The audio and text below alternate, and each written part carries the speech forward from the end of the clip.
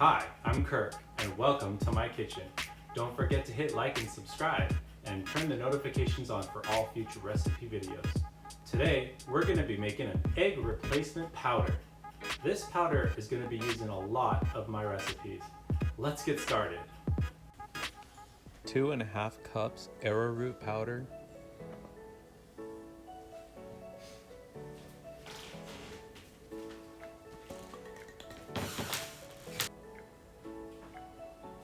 1.5 cups tapioca starch.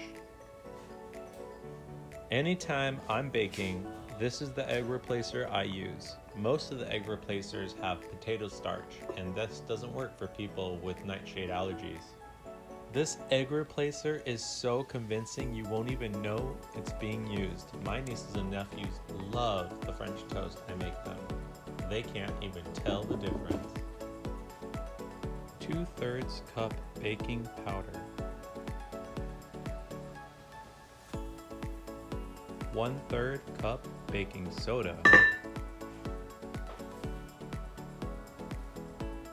And that's it. Now we just need to mix everything up.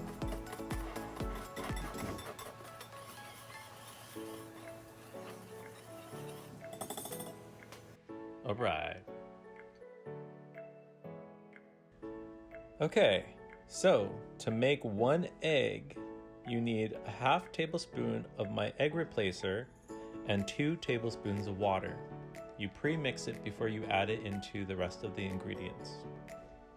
If you're baking something that needs to be risen, here's what you do. You add an extra tablespoon of baking powder. Time to get baking.